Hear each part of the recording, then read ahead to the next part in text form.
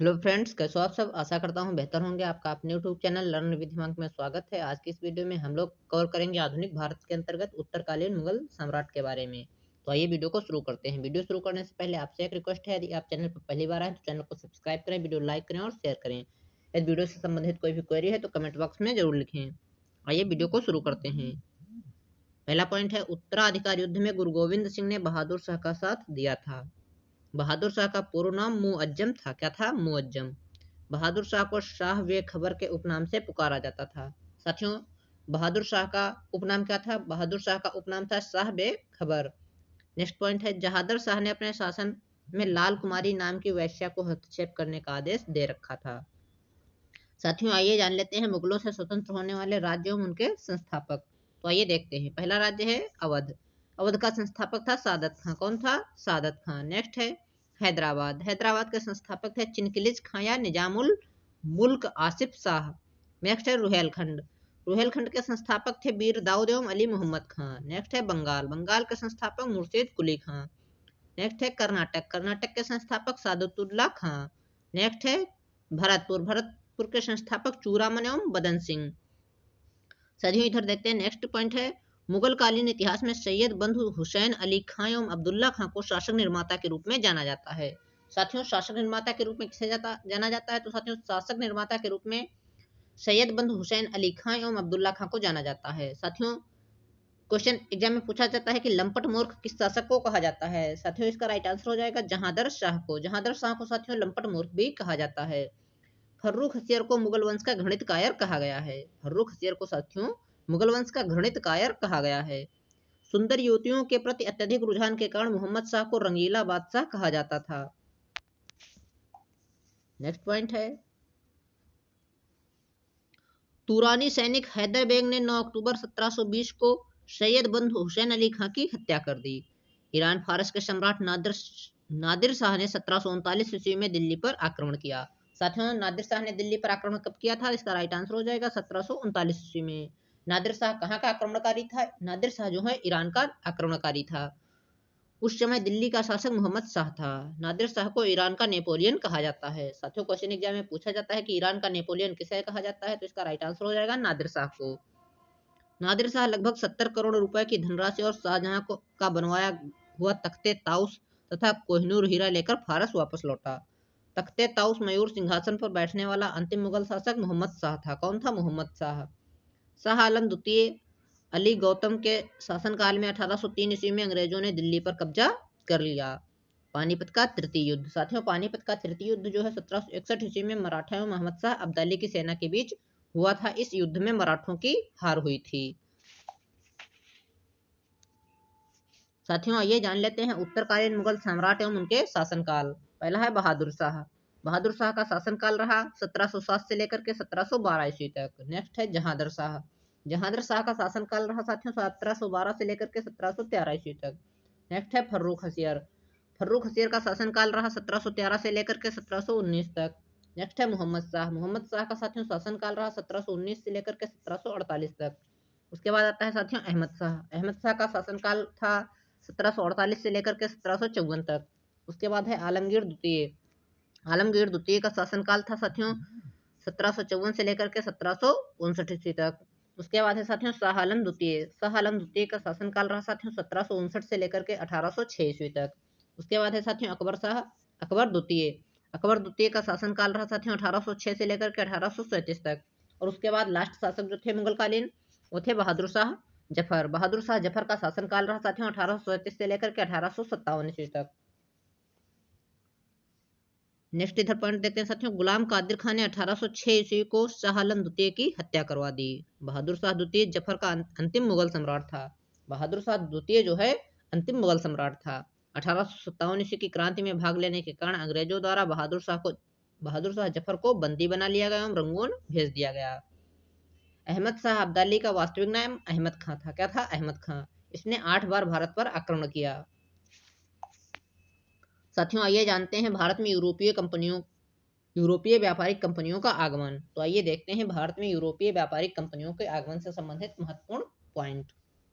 17 मई 1498 ईस्वी में Vasco D gamma ने भारत के पश्चिमी तट पर स्थित कालीकट बंदरगाह पहुंचकर भारत एवं यूरोप के बीच नए समुद्री मार्ग की खोज की। 1505 ईस्वी में फ्रांसिस्को द अल्मेडा भारत में प्रथम पुर्तगाली वायसराय बनकर आया। 1509 ईस्वी में अल्फांसो द अल्बुकर्क भारत में पुर्तगालियों का वायसराय बना। अल्बुकर्क ने साथियों 1510 ईस्वी में बीजापुर के यूसुफ आदिल शाह से गोवा को जीता।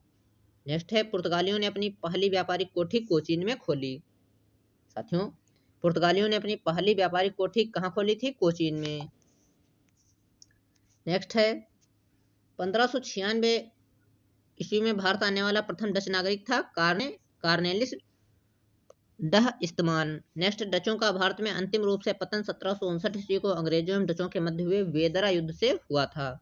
साथियों, वेदरा युद्ध किसके बीच हुआ था? तो अंग्रेजों एवं डचों के बीच। 31 दिसंबर 1600 ईस्वी को इंग्लैंड की रानी एलिजाबेथ प्रथम ने ईस्ट इंडिया कंपनी को अधिकार पत्र प्रदान किया। प्रारंभ में ईस्ट इंडिया कंपनी ने 217 साझेदार थे और पहला गवर्नर टॉमस स्मिथ था। कौन था? Thomas Smith. मुगल दरबार में जाने वाला प्रथम अंग्रेज कैप्टन हॉकिंस था। कौन था? Captain Hawkins. जेम्स प्रथम के राजदूत के रूप में 1609 ईस्वी को जहांगीर के दरबार में गया था। 1615 ईस्वी में सम्राट जेम्स प्रथम ने सर टॉमस रो को अपना राजदूत बनाकर उसे मुगल सम्राट जहांगीर के दरबार में भेजा। अंग्रेजों की प्रथम व्यापारिक कोठी सूरत में 1608 ईस्वी में खोली गई। साथियों, क्वेश्चन जो है कई बार एग्जाम में पूछा गया है कि अंग्रेजों की प्रथम व्यापारिक कोठी कहाँ खोली गई थी, तो इसका राइट आंसर हो जाएगा सूरत में। कब खोली गई थी? 1608 ईस्वी में।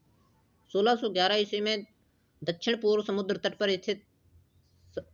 पर सर्वप्रथम अंग्रेजों ने मुसलीपट्टनम में व्यापारिक कोठी की स्थापना की। साथियों, आइए जानते हैं भारत में कंपनियों की स्थापना और उनसे स्थापना वर्ष। पुर्तगाली ईस्ट इंडिया कंपनी का स्थापना वर्ष है 1498। नेक्स्ट है, अंग्रेज ईस्ट इंडिया कंपनी। अंग्रेजी ईस्ट इंडिया कंपनी का स्थापना वर्ष है 1600 ईस्वी। डच ईस्ट इंडिया कंपनी जो है 1602 ईस्वी में भारत आई थी। नेक्स्ट है, डेनिश ईस्ट इंडिया कंपनी 1616 में भारत आई। नेक्स्ट है, फ्रांसीसी ईस्ट इंडिया कंपनी जो है 1664 ईस्वी में। नेक्स्ट है, स्वीडिश ईस्ट इंडिया कंपनी जो है 1731 ईस्वी में भारत आई। नेक्स्ट है, 1668 ईस्वी में इंग्लैंड के सम्राट चार्ल्स द्वितीय का विवाह पुर्तगाल की राजकुमारी कैथरीन से होने के कारण चार्ल्स को दहेज के रूप में बम्बई प्राप्त हुआ था, जिसे उन्होंने 10 पाउंड के वार्षिक किराए पर ईस्ट इंडिया कंपनी को दे दिया। 1698 ईस्वी में अंग्रेजी ईस्ट इंडिया कंपनी ने 3 गांव सूतानुती, कालीघाट एवं गोविंदपुर की जमींदारी 1200 रुपये भुगतान कर प्राप्त की और यहाँ पर फोर्ट विलियम का निर्माण किया। कालांतर में यही कोलकाता नगर कहलाया, जिसकी नींव जॉर्ज चारनॉक ने रखी। नेक्स्ट पॉइंट है, भारत में फ्रांसीसियों की प्रथम कोठी फ्रैंको कैरो के द्वारा सूरत में 1668 ईस्वी में स्थापित की गई। नेक्स्ट है साथियों, 1674 ईस्वी में फ्रांसिस मार्टिन ने पांडिचेरी की स्थापना की थी। प्रथम कर्नाटक युद्ध 1746 से 48 ईस्वी में ऑस्ट्रिया के उत्तराधिकार से प्रभावित था। 1748 ईस्वी में हुए एला सापेल की संधि के द्वारा ऑस्ट्रिया का उत्तराधिकार युद्ध समाप्त हो गया और इसी संधि के तहत प्रथम कर्नाटक युद्ध समाप्त हुआ।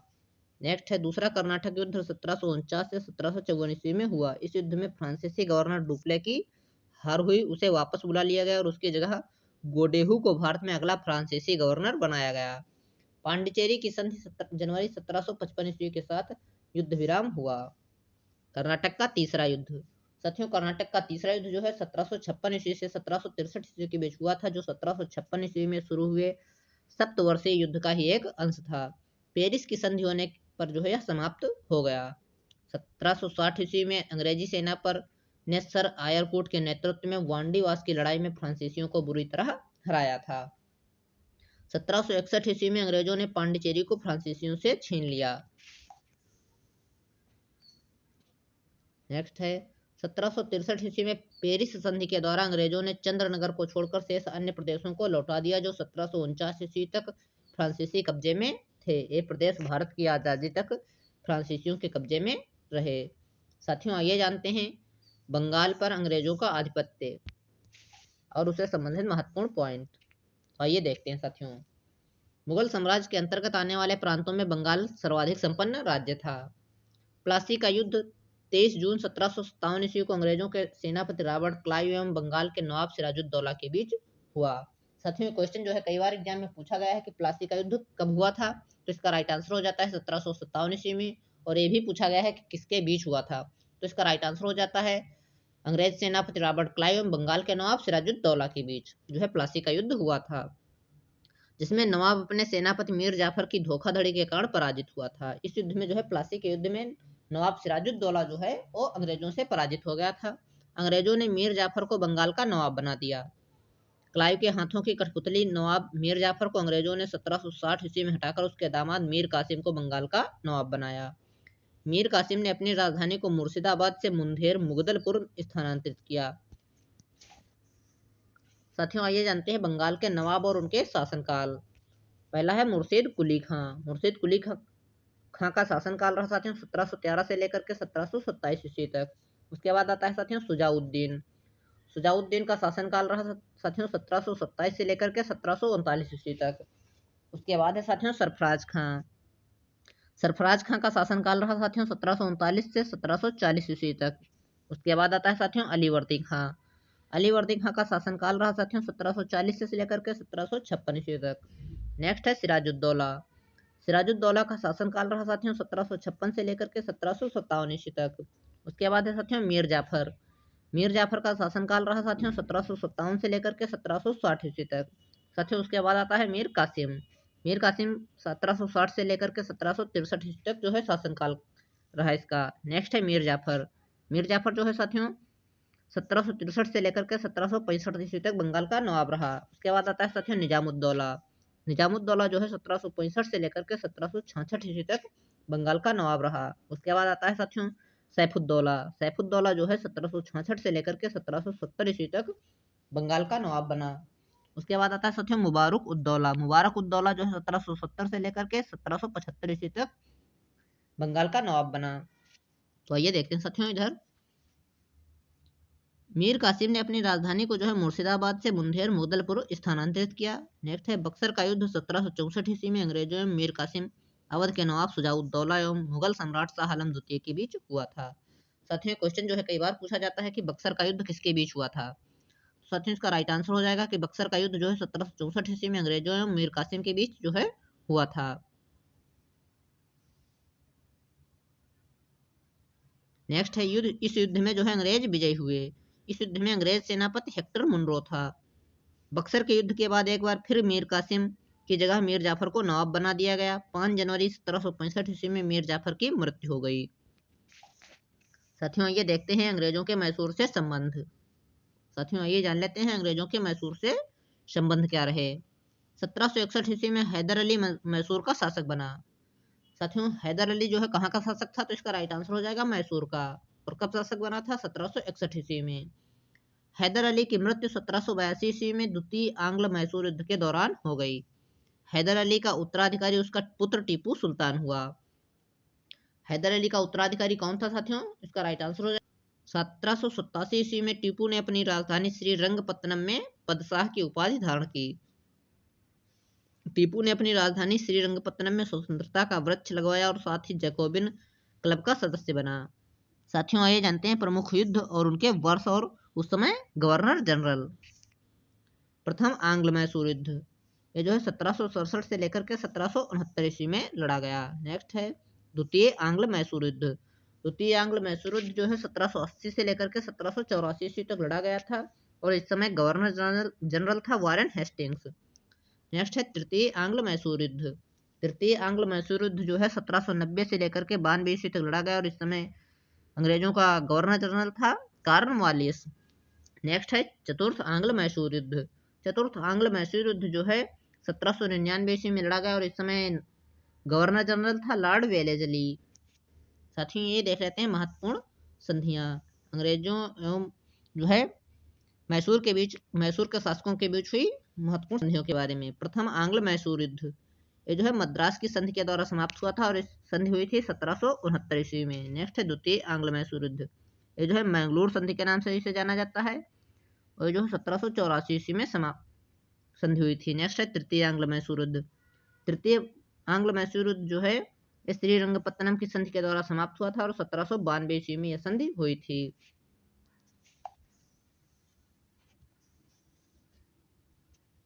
टीपू की मृत्यु चतुर्थ आंग्ल मैसूर युद्ध के दौरान 1799 ईस्वी में हो गई। 1760 ईस्वी में वांडीवास का युद्ध हुआ, जिसमें अंग्रेजों ने सर आयरकुट के नेतृत्व में लाली के नेतृत्व वाली फ्रांसीसी सेना को पराजित किया। साथियों, ये जान लेते हैं सिख एवं अंग्रेजों के बारे में। सिख संप्रदाय की स्थापना का श्रेय गुरु नानक प्रथम गुरु को है। गुरु नानक के अनुयायी ही सिख कहलाए। वे बादशाह बाबर एवं हुमायूं के समकालीन थे। गुरु नानक जो हैं बाबर एवं हुमायूं के समकालीन थे। 1796 ईस्वी की कार्तिक पूर्णिमा को नानक को आध्यात्मिक पुनर्जीवन का आभास हुआ। गुरु नानक ने गुरु का लंगर नामक निःशुल्क सहभागी भोजनालय स्थापित किया। गुरु नानक ने अनेक स्थानों पर संगत धर्मशाला और पंगत लंगर स्थापित किए। संगत और पंगत ने गुरु नानक के अनुयायियों के लिए एक संस्था का कार्य किया, जहां वे प्रतिदिन मिलते थे। गुरु नानक की सन 1539 ईस्वी में करतारपुर में मृत्यु हो गई। गुरु अंगद सन 1539 से 52 ईस्वी सिखों के दूसरे गुरु थे। इनका प्रारंभिक नाम लहना था। क्या था? लहना। इन्होंने नानक द्वारा शुरू की गई लंगर व्यवस्था को स्थायी बना दिया।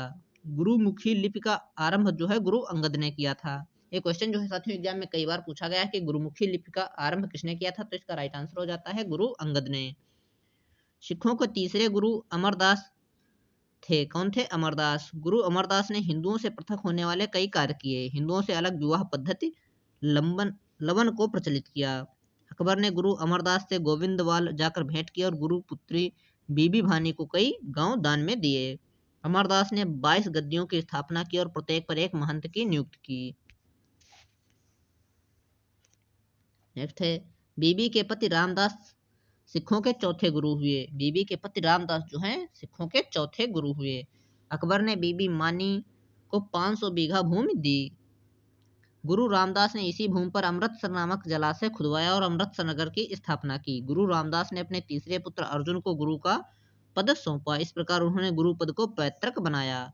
गुरु अर्जुन सिखों के 5वें गुरु हुए। इन्होंने सिखों के धार्मिक गुरु ग्रंथ आदि ग्रंथ की रचना की। इसमें गुरु नानक की प्रेरणाप्रद प्रार्थनाएं और गीत संकलित हैं। गुरु अर्जुन ने अमृतसर जलाशय के मध्य हरमंदिर साहिब का निर्माण कराया। राजकुमार खुसरो की सहायता करने के कारण जहांगीर ने 1606 ईस्वी में गुरु अर्जुन को मरवा दिया। सिखों के छठे गुरु हरगोबिंद हुए। इन्होंने सिखों को सैन्य संगठन का रूप दिया तथा अकाल तख्त या ईश्वर के सिंहासन का निर्माण करवाया।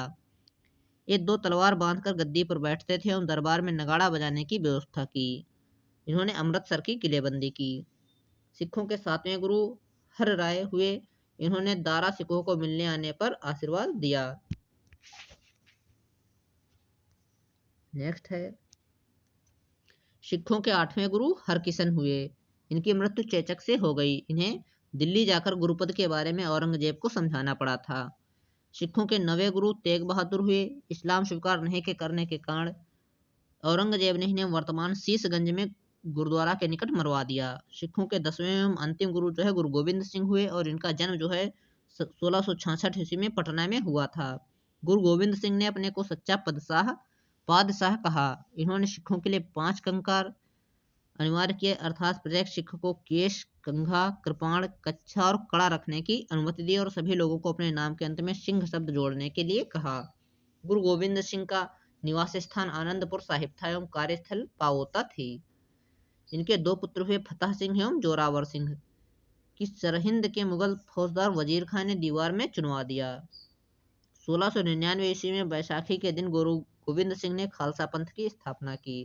साथियों क्वेश्चन जो है कई बार एग्जाम में पूछा जाता है कि खालसा पंथ की स्थापना किसने की, तो इसका राइट आंसर हो जाएगा गुरु गोविंद सिंह ने। पाहुल प्रणाली की शुरुआत गुरु गोविंद सिंह ने की। नेक्स्ट है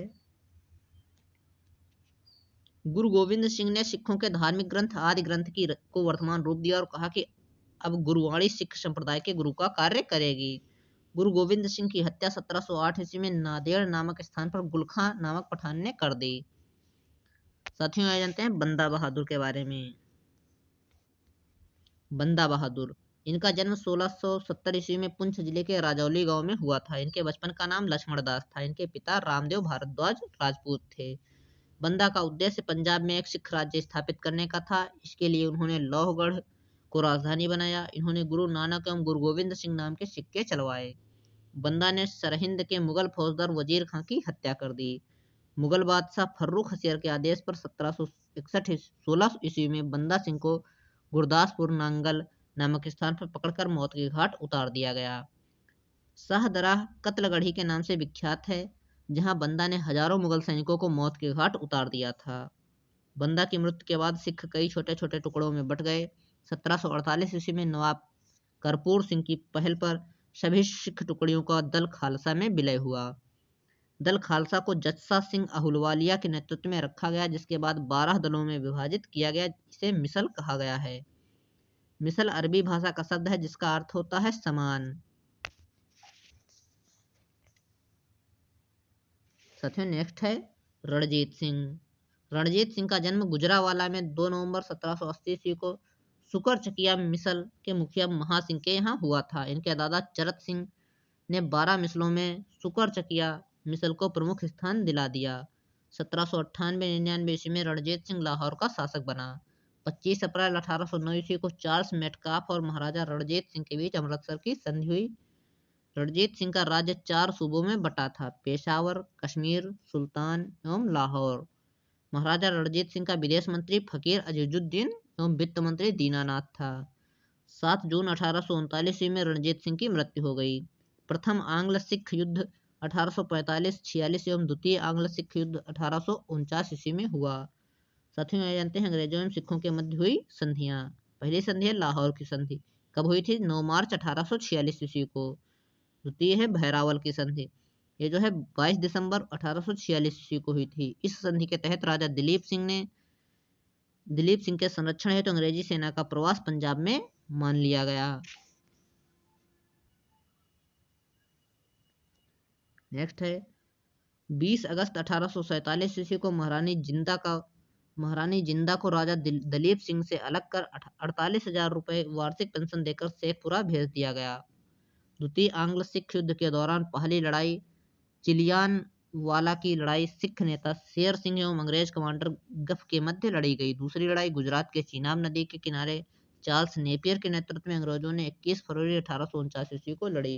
इस युद्ध में सिख बुरी तरह पराजित हुए। लॉर्ड डलहौजी की 29 मार्च 1849 ईस्वी की घोषणा द्वारा संपूर्ण पंजाब का विलय अंग्रेजी राज्य में कर लिया गया। महाराजा दिलीप सिंह को 50,000 पाउंड की वार्षिक पेंशन दी गई और उसे शिक्षा प्राप्त करने के लिए इंग्लैंड भेज दिया गया।